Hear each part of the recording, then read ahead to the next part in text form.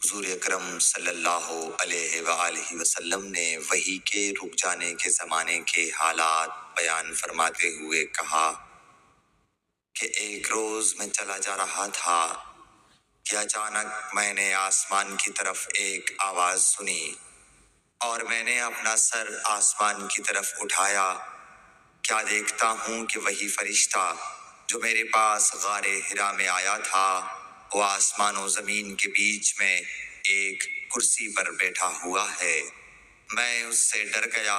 اور گھر آنے پر میں نے پھر کمبل اوڑھنے کی خواہش ظاہر کی۔ اس وقت اللہ پاک کی طرف سے یہ آیات نازل ہوئیں: اے لحاف اوڑھ کر لیٹنے والے، اٹھ کھڑا ہو اور لوگوں کو عذاب الہی سے ڈرا اور اپنے رب کی بڑائی بیان کر اور